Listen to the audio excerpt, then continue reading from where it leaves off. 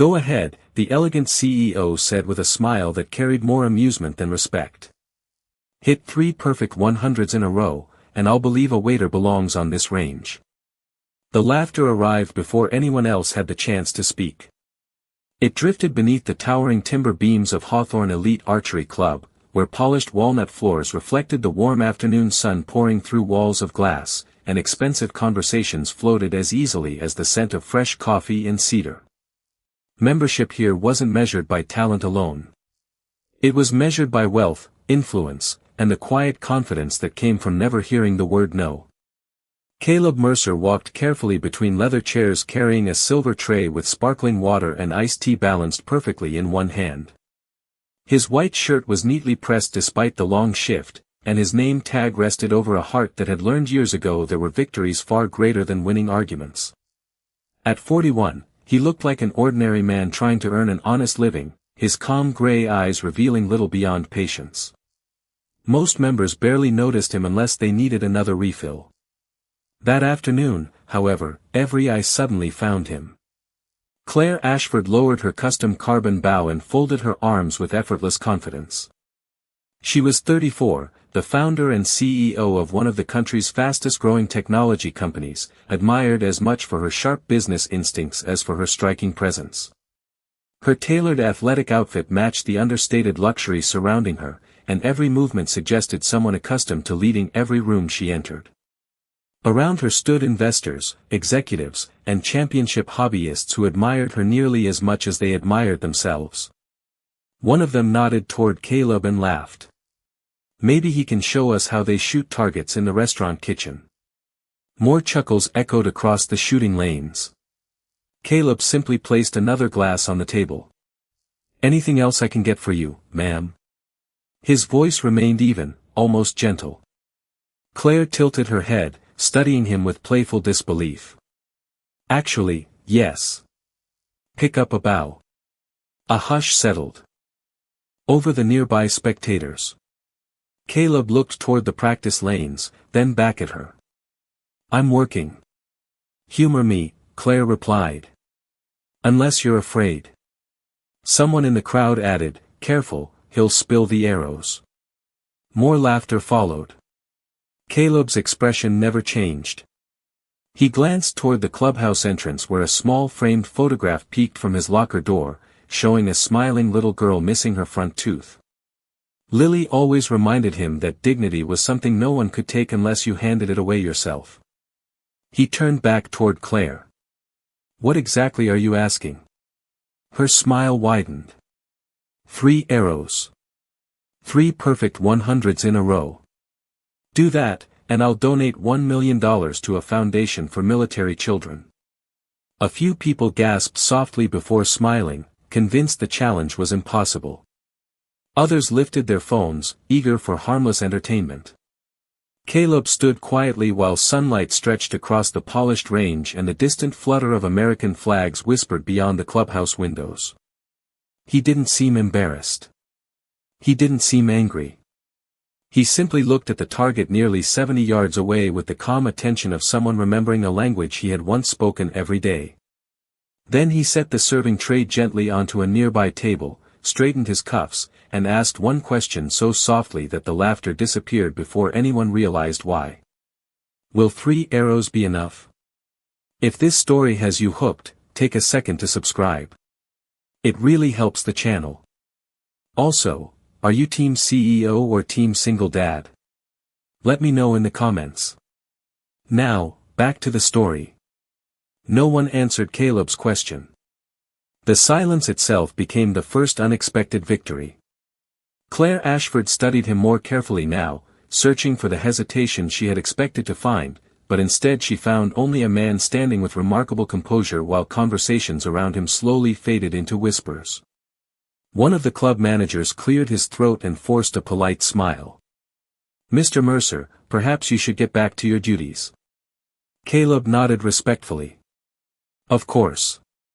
Without another word, he lifted the silver tray again and continued serving drinks as though nothing unusual had happened. That only confused everyone even more. Most people would have defended their pride. Others would have argued. Caleb simply returned to work. Claire watched him disappear among the lounge tables, unable to explain why his quiet confidence unsettled her more than any boast ever could. An elderly member standing beside her smiled faintly. Interesting man. Claire folded her arms. He is a waiter. Perhaps, the older gentleman replied. But I have learned that uniforms rarely tell the whole story.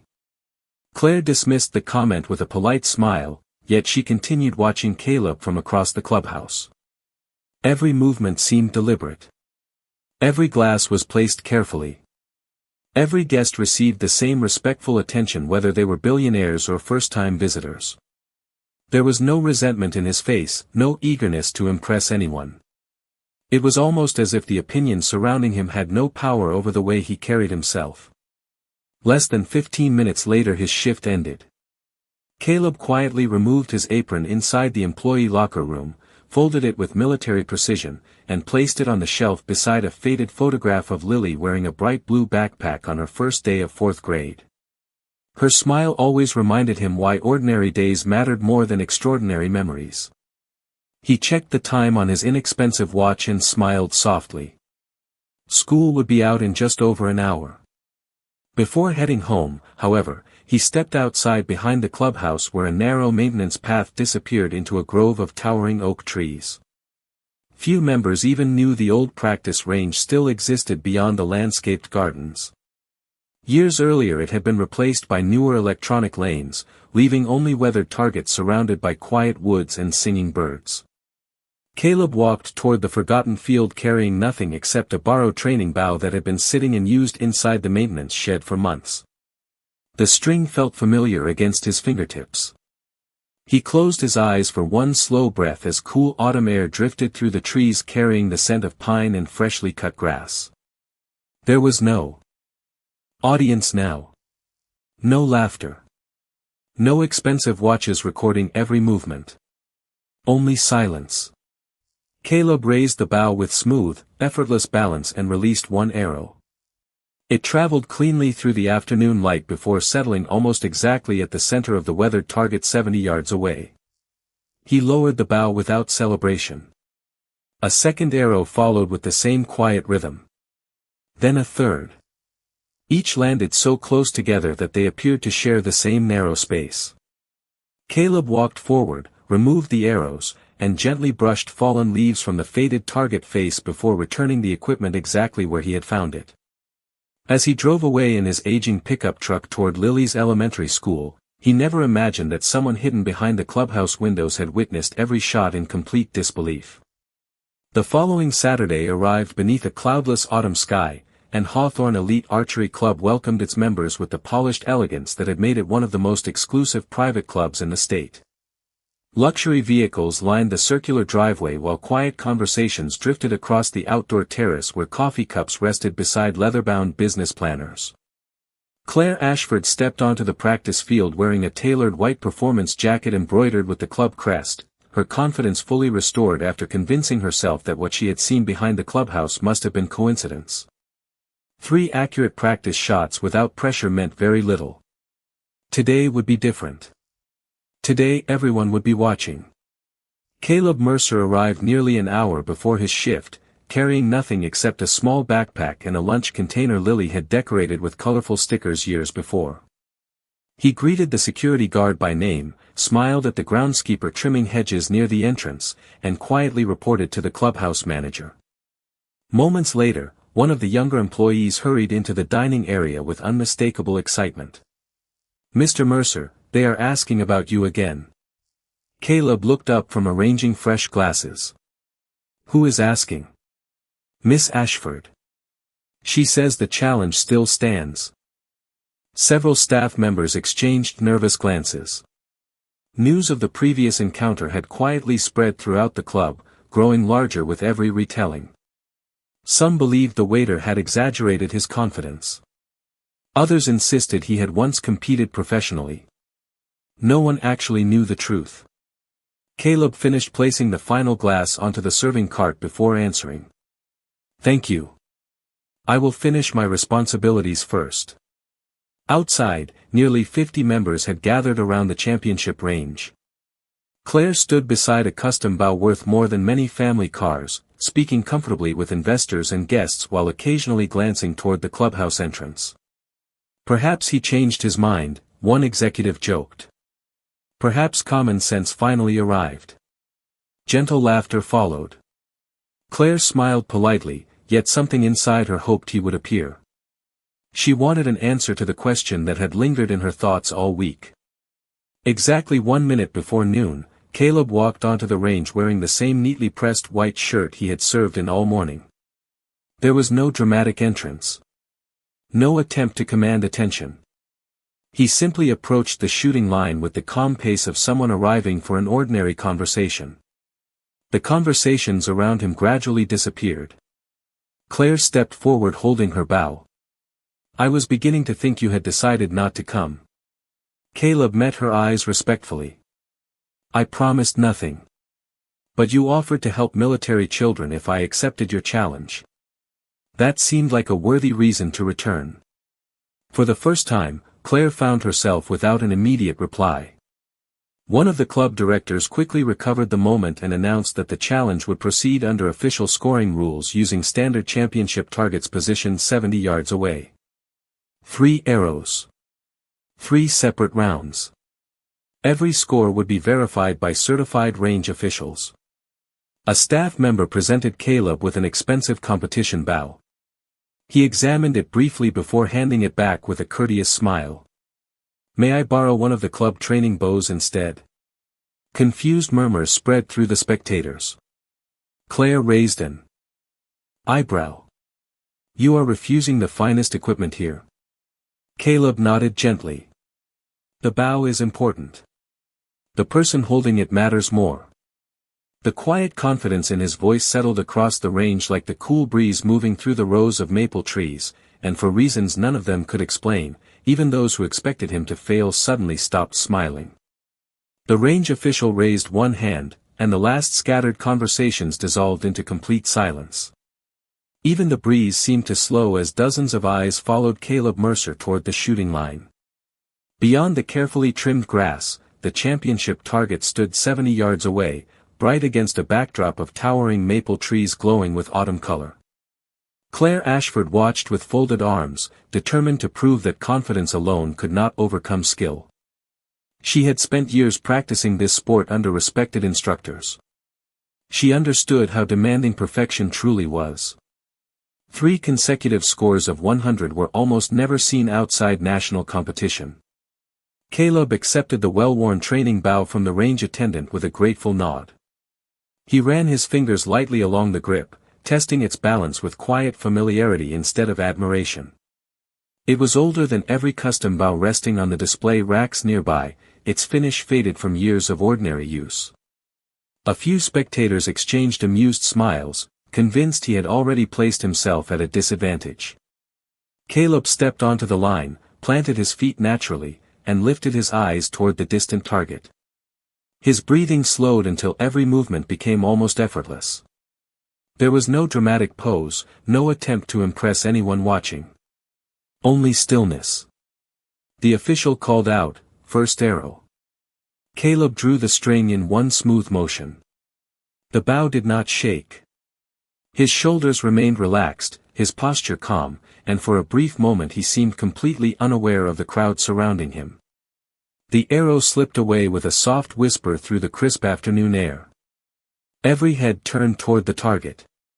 A heartbeat later the scoring monitor flashed across the large digital display. 100. Quiet surprise spread through the spectators. Several members leaned forward, studying the screen as though expecting it to change. One investor laughed nervously. "A lucky shot." Another quickly agreed. "Anyone can get one." Claire kept her expression composed, but her eyes narrowed slightly. She had expected competence perhaps, not precision. The range official retrieved the score and raised his voice again. "Second arrow." Caleb accepted another arrow without speaking. He rolled his shoulders once, looked toward the target, and gently closed one eye. The sunlight reflected softly across the polished range while distant birds circled above the trees. Time seemed to stretch. He released. The arrow sailed with the same quiet rhythm as the first before disappearing into the center of the target. The digital board updated almost immediately. 100. This time no one laughed. A deep stillness settled over the range. Phones that had been raised to capture an embarrassing moment now remained perfectly steady, recording something entirely different. Claire felt her heartbeat quicken despite herself. She had spent years chasing consistency, yet the waiter standing before her displayed none of the tension experienced by competitive archers. He looked almost peaceful. The range official swallowed before announcing the final round. Third arrow. Caleb accepted the last arrow and rested it gently against the string. He glanced upward for a single moment as sunlight filtered through golden leaves before returning his attention to the distant target. His expression softened with the quiet warmth of a father remembering someone he loved. Then he drew the bow one final time. The release was nearly silent. The arrow traveled so cleanly that several spectators lost sight of it before hearing the faint sound of impact. Every face turned toward the digital display. For one endless second nothing happened. Then the screen illuminated with a single number. 100. No applause followed. No celebration interrupted the silence.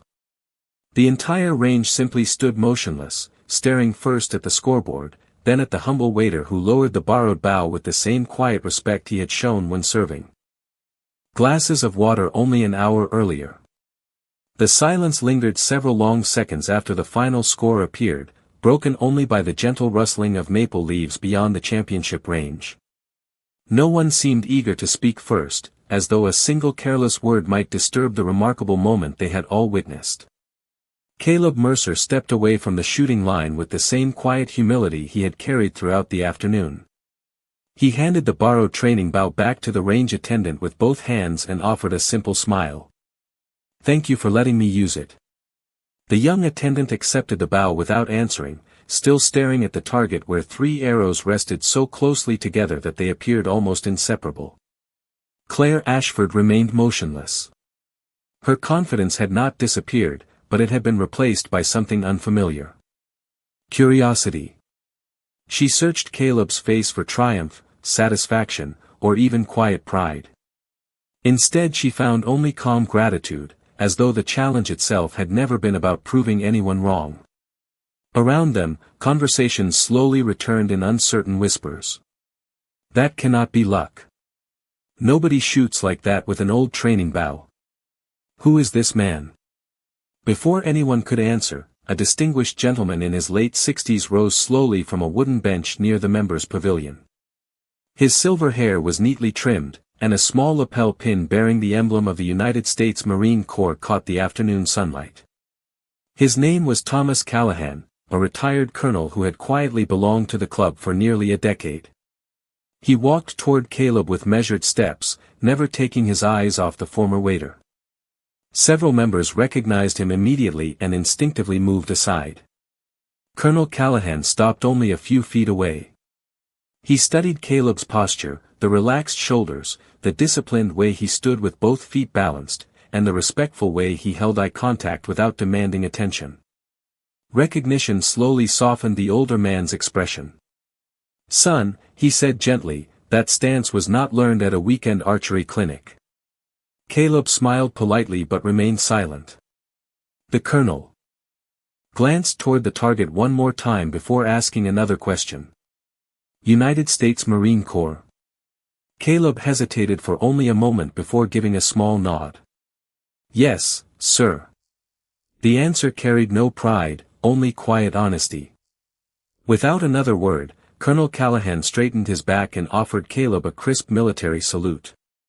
The movement was deliberate, respectful, and filled with the weight of years. An audible breath swept through the crowd. No one had expected the retired officer to salute a man who, only an hour earlier, had been serving iced tea to club members. Caleb immediately returned the salute with flawless precision before lowering his hand just as calmly as he had raised it.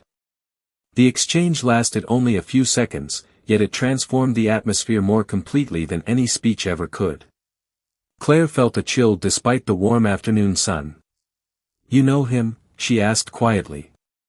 Colonel Callahan turned toward her. "I have never met him before today." He paused, his eyes returning to Caleb. "But I know discipline when I see it. I know humility. And I know the bearing of a Marine who spent years mastering skills most people will never understand." Caleb lowered his eyes respectfully. "That was a long time ago, Colonel." The older man smiled. "Real character does not retire." Those 5 words settled over the range with remarkable weight.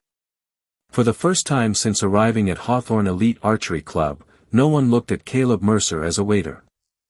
They looked at him as a man whose greatest achievements had never required an audience, and Claire quietly realized that the story she thought she understood had only just begun. Claire Ashford did not leave the range when the crowd slowly drifted toward the clubhouse. Instead, she remained standing near the shooting line, watching Caleb Mercer gather nothing more than his lunch container and the lightweight jacket he had folded neatly over a nearby chair. The contrast unsettled her. Most people who accomplished something extraordinary welcomed attention, accepted congratulations, and allowed admiration to linger. Caleb did none of those things. He thanked the range officials, shook Colonel Thomas Callahan's hand with sincere respect, and quietly prepared to return to work as though the afternoon had been completely ordinary. Claire finally stepped closer. "Mr. Mercer." Caleb turned with the same calm expression he had worn all day. "Yes, ma'am." She hesitated, surprised that the words she had rehearsed no longer sounded appropriate. "How long have you been shooting?" Caleb smiled faintly. "Long enough to appreciate that every arrow teaches patience." It was an honest answer, yet it revealed almost nothing.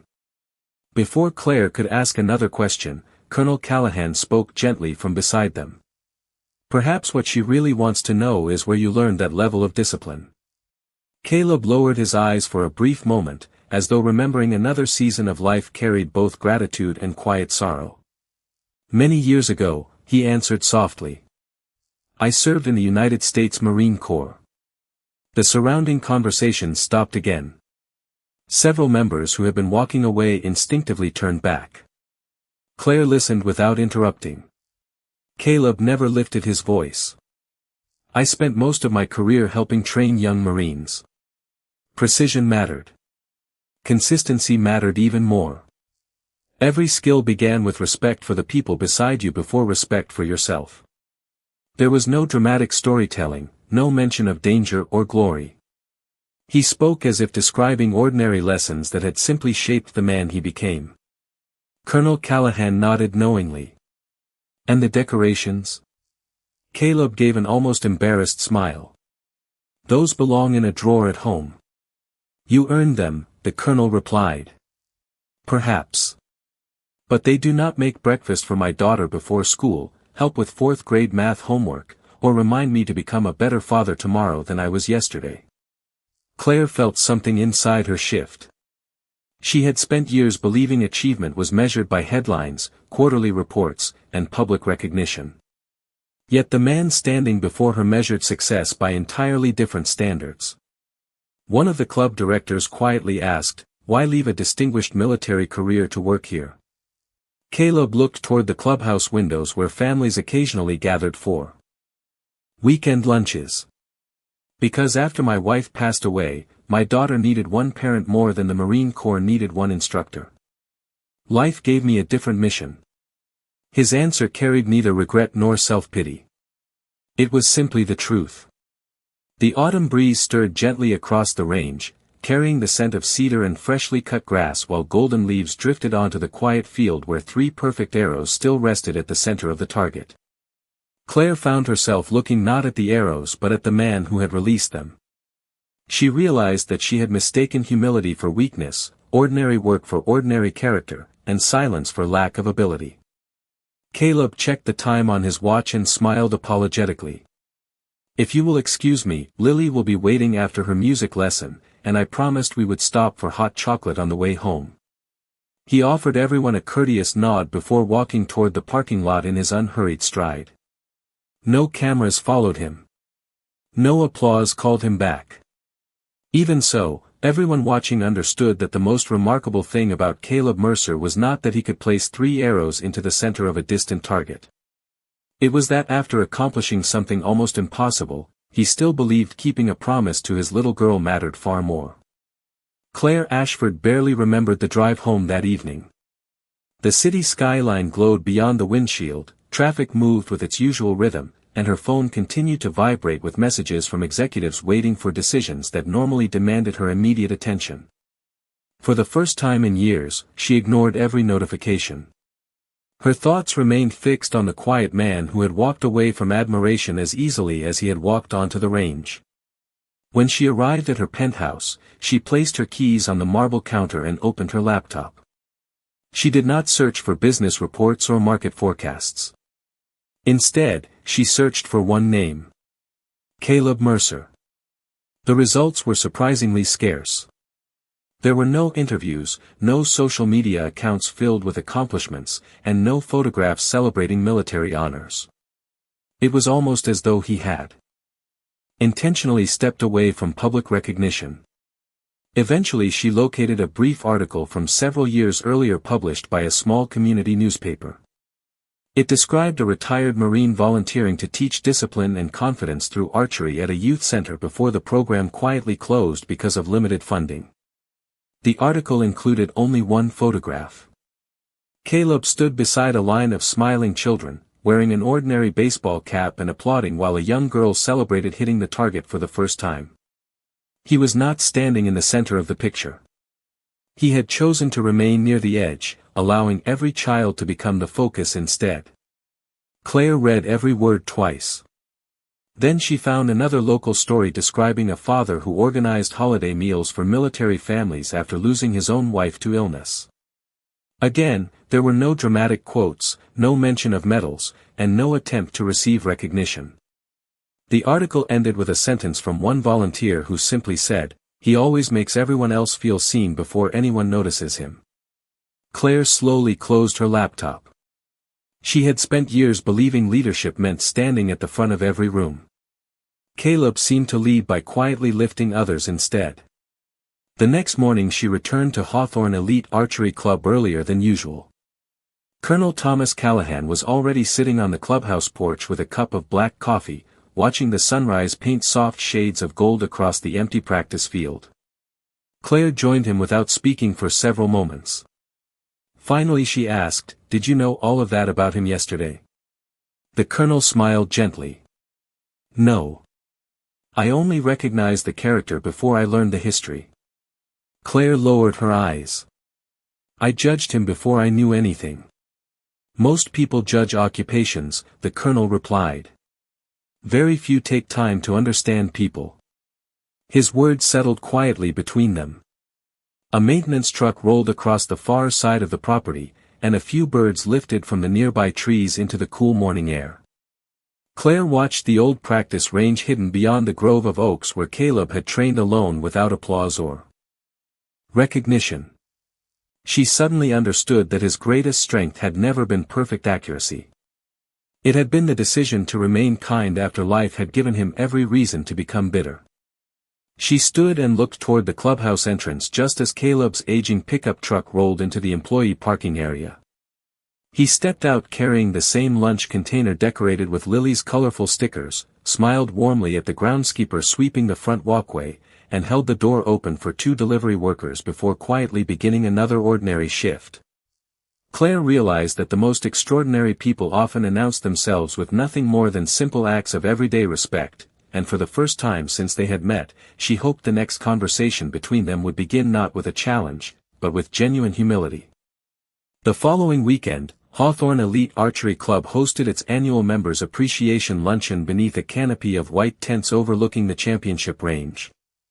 Crystal glasses shimmered in the afternoon sunlight, soft piano music floated through the cool autumn air, and conversations once again centered on business, investments, and success. Yet this time another subject quietly found its way into nearly every discussion. Caleb Mercer. Claire Ashford stood before the gathering with a microphone in her hand, her usual confidence tempered by a sincerity that many members had never seen before.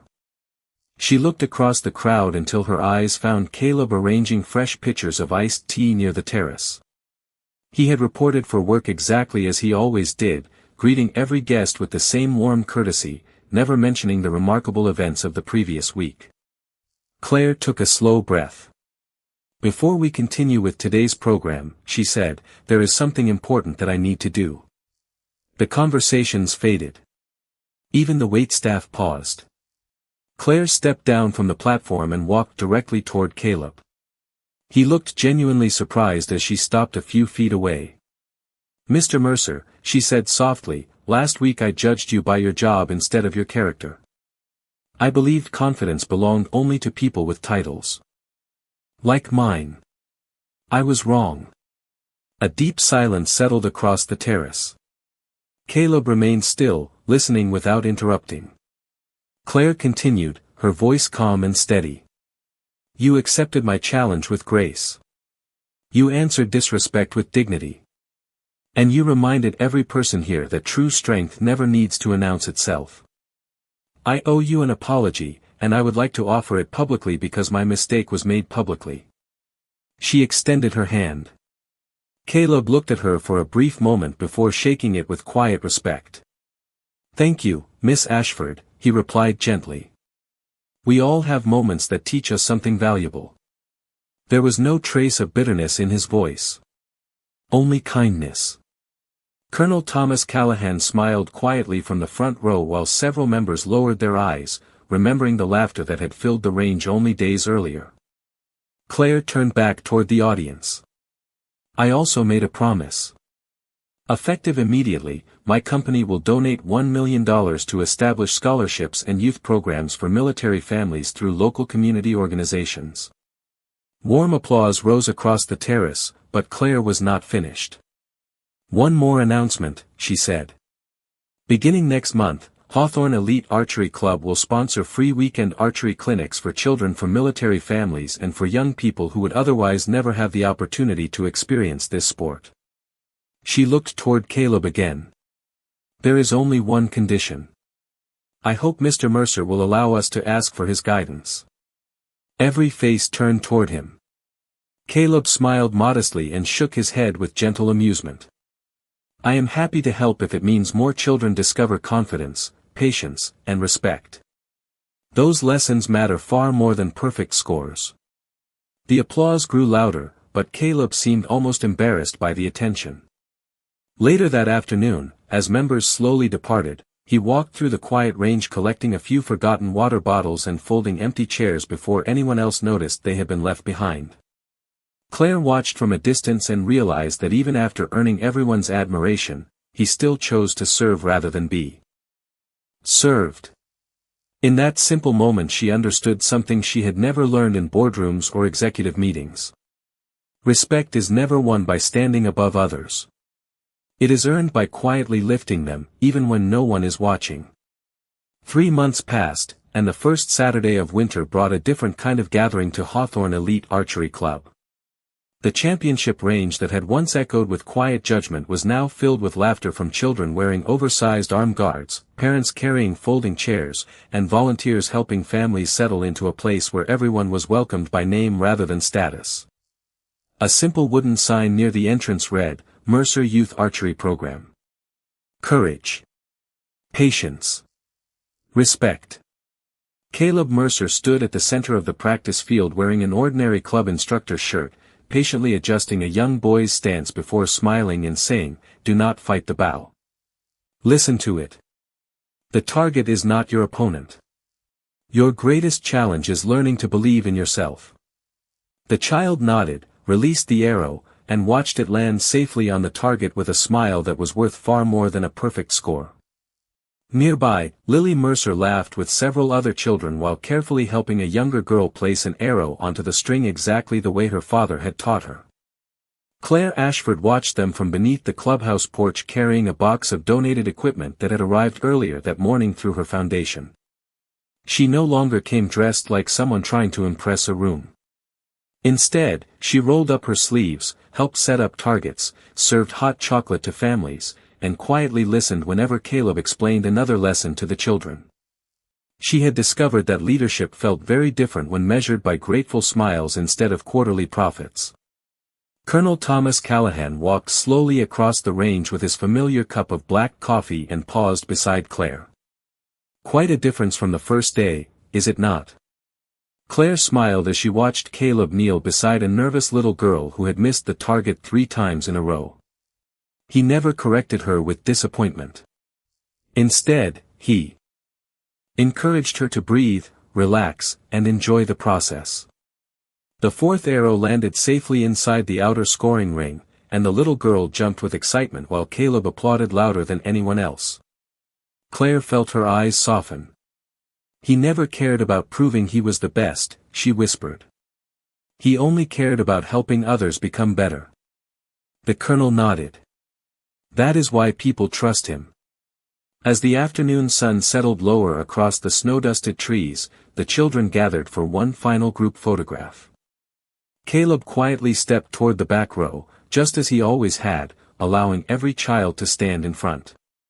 Before the picture was taken, Lily reached back, found her father's hand, and gently pulled him into the middle.